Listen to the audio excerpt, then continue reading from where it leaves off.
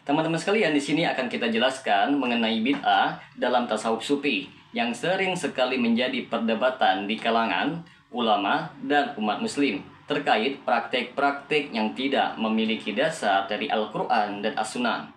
Bagi teman-teman sekalian yang penasaran dengan kelanjutan dari pembahasan video kali ini, maka tonton terus video ini hingga selesai agar kita menemukan fakta yang sebenarnya.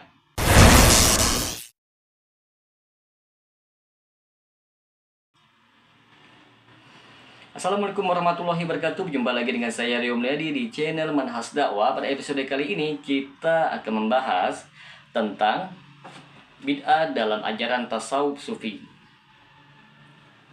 Perlu kita ketahui bersama teman-teman sekalian bahwa bid'ah adalah istilah yang berarti sesuatu yang baru, atau dalam konteks agama Islam ia merujuk kepada hal-hal yang dianggap sebagai tambahan atau inovasi dalam agama yang tidak ada pada masa Rasulullah dan para sahabat. Dalam konteks tasawuf sufi, beberapa praktek dianggap bid'ah karena tidak ada bukti atau contoh dari Nabi Muhammad SAW dan para sahabatnya. Tasawuf yang dikenal sebagai aspek spiritual dalam Islam menekankan hubungan hati dengan Allah dan pencapaian kedekatan rohani. Namun beberapa ajaran dan praktek yang dikembangkan dalam tasawuf dipandang menyimpang dari ajaran Islam yang murni. Disinilah istilah bid'ah sering muncul, terutama dari kalangan ulama yang sangat ketat dalam menghindari inovasi agama yang tidak berdasarkan kepada Al-Quran dan Sunnah. Di antara jenis-jenis bid'ah dalam tasawuf sufi, bahwa dalam praktik sufi ada beberapa kegiatan yang sering sekali dikategorikan sebagai bid'ah oleh ulama dari berbagai mazhab. Di antara bid'ah yang tersebar di masyarakat yang diperbuat oleh orang-orang sufi tasawuf ini ialah: yang pertama, wasilah dan tawasul berlebihan. Tawasul adalah tindakan mendekatkan diri kepada Allah Subhanahu wa Ta'ala melalui perantara tertentu. Tawasul yang berlebihan terutama yang dilakukan dengan berdoa kepada wali atau tokoh sufi tertentu sering dianggap sebagai bid'ah. Dalam pandangan beberapa ulama, tawasul hanya diperbolehkan jika dilakukan kepada Allah secara langsung tanpa perantara. Yang kedua, zikir jahar, yaitu zikir dengan suara yang keras.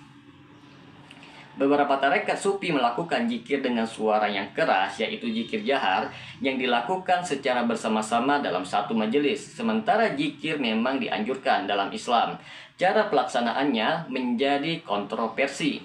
Dalam pandangan sebagian ulama, zikir sebaiknya dilakukan secara perlahan tanpa memadukan unsur-unsur yang tidak dilakukan oleh Nabi Muhammad SAW. Yang ketiga, ritual-ritual tarekat yang tidak diajarkan oleh Rasulullah SAW.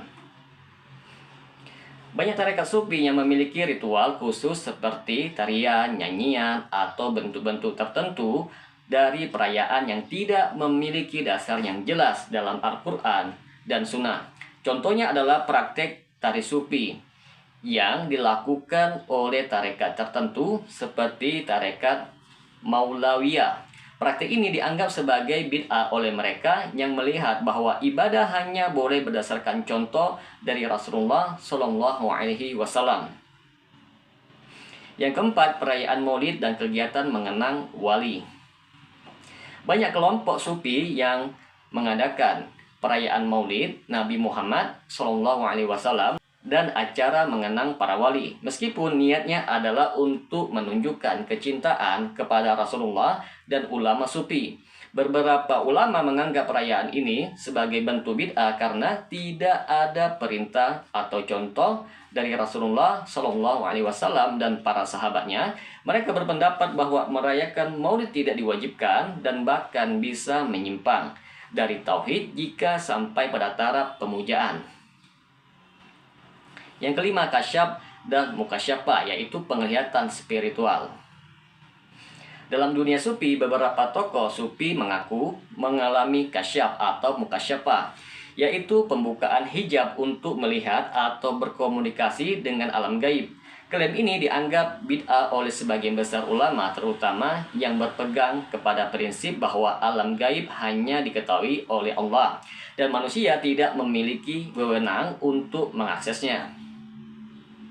Yang keenam, widatul wujud, yaitu penyerupaan eksistensi. Ajaran widatul wujud atau penyatuan eksistensi merupakan keyakinan bahwa segala sesuatu adalah manifestasi dari Tuhan, dan Tuhan berada di mana-mana. Tokoh sufi seperti Ibnu Arabi sering dikaitkan dengan ajaran ini. Dalam pandangan ulama, widatul wujud dianggap sebagai konsep yang bertentangan dengan prinsip tauhid dan merupakan bentuk bid'ah yang sangat dilarang karena menyamakan makhluk dengan sang khalik. Beberapa ulama menilai bahwa tasawuf sejatinya tidak bertentangan dengan Islam selama praktiknya masih dalam koridor syariat. Namun, mereka juga menegaskan bahwa semua inovasi yang tidak memiliki dasar dalam Al-Quran dan As-Sunnah harus dihindari. Ulama seperti Ibnu Taimiyah dan Imam Al-Ghazali sering sekali memberikan kritik terhadap tasawuf yang terlalu menekankan kepada pengalaman spiritual tanpa landasan syariat yang kuat. Ibnu Taimiyah berpendapat bahwa tasawuf seharusnya mengikuti prinsip syariat secara ketat. Beliau mengkritik keras praktek-praktek bid'ah di dalam tasawuf yang dianggapnya menyimpang dari ajaran Islam yang benar. Imam Al-Ghazali, seorang sufi besar, mengajarkan bahwa tasawuf yang benar haruslah sejalan dengan syariat. Imam Al-Ghazali menentang praktek-praktek yang menyimpang dan menganggap bahwa kedekatan kepada Allah hanya bisa dicapai dengan taat pada syariat. Beberapa cara yang dilakukan untuk menghindari bid'ah dalam tasawuf ialah: yang pertama, mengikuti ajaran yang berdasarkan Al-Quran dan Sunnah. Semua ibadah harus memiliki dasar yang jelas dari Al-Quran dan Sunnah. Yang kedua, menjauhi ritual yang tidak diajarkan oleh Rasulullah. Setiap ritual atau perayaan yang tidak dicontohkan oleh Rasulullah sebaiknya dihindari. Yang ketiga, berpegang kepada nasihat ulama yang terkemuka. Memilih guru atau mursyid yang memiliki pemahaman yang kuat terhadap syariat akan membantu menjaga praktek tasawuf dari bid'ah.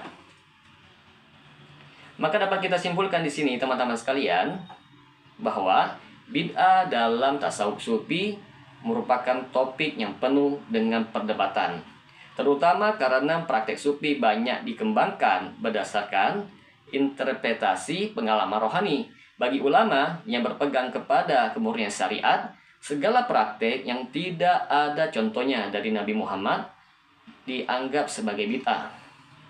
Semoga dengan sedikit penjelasan ini dapat memberikan manfaat bagi teman-teman sekalian. Dan apabila channel ini dapat memberikan manfaat bagi teman-teman sekalian, silakan subscribe dan share. Semoga bermanfaat. Assalamualaikum warahmatullahi wabarakatuh.